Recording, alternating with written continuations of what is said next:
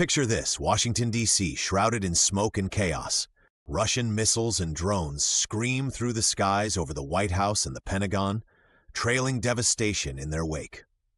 On the roof of the White House, Donald Trump, wearing an ill-fitting flak jacket over his signature suit, hurries toward a waiting helicopter. He shouts into a handheld radio, frantically directing the chaos while explosions mushroom in the distance. It's a scene eerily reminiscent of the fall of Saigon, but this time the stakes may unhinge the global balance of power forever. How did it come to this? To understand, we need to go back just a few weeks to an emergency meeting convened in Tesla headquarters. Elon Musk, pacing furiously in a dimly lit conference room, unwraps an unthinkable revelation. A team within his shadowy Doge tech support crew had cracked into government data satellite feeds and discovered something shocking. The vaults of Fort Knox, long the symbol of U.S. financial security, were nearly empty.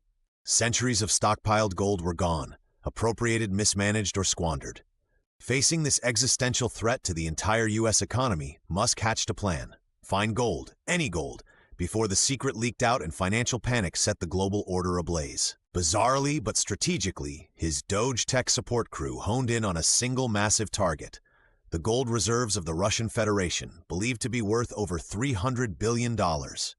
Musk reached out to Trump, whose connections and desperation for renewed political relevance provided the perfect foil. Driven by his own ambition, Trump greedily embraced the plan, aiming to reroute Russia's treasure to Fort Knox, while touting it later as his greatest economic deal in history. What nobody accounted for, however, was Vladimir Putin.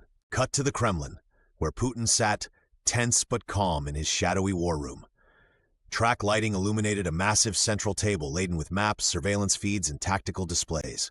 His generals fed him live reports. The theft had been discovered, and the convoy of stolen gold, moved by cargo ships, armored trucks, and aircraft, was on Russian radars. Putin's face, unreadable yet cold, gave way to a single sharp command: retaliation. The Kremlin boiled into activity as missiles, cyber attacks, and military assets were unleashed in a dramatic escalation. From coastal waters to landlocked highways, the U.S. scrambled to protect the gold convoy. In a high-stakes naval clash in the North Atlantic, Russian warships and submarine drones ambushed an American carrier group, protecting 4 freighters laden with gold. Harpoon missiles streaked through the air, shredding ships in a display of firepower. F-35 fighters screamed overhead, strafing enemy vessels in a chaotic ballet of destruction. Beneath the surface, autonomous submarines deployed by Musk's engineers clashed with Russian drone subs in a chilling undersea game of cat and mouse. Meanwhile, Musk operated like a puppeteer from Tesla HQ, tuning into encrypted feeds and barking orders to his elite tech crew, comprised of knack-for-hack prodigies, ex-military AI specialists, and eccentric inventors. The Doge tech support crew coordinated satellite intel and deployed unorthodox tactics in real time, including a swarm of combat drones retrofitted with Tesla's semi-autonomous technology. At the center of it all, Musk's motivations were oddly layered: part self-interest, part idealism. Securing the gold wasn't just about money, it was about saving the very system his sprawling business empire depended on. But the clock was ticking. Back in D.C., Russian forces intensified their full-spectrum assault. Missile defense systems struggled to intercept the relentless barrage. Inside Putin's war room, the Russian president delivered a solemn, ominous soliloquy. America believes it can take anything, but this time, it took too much. The final confrontation loomed as the convoy approached Fort Knox.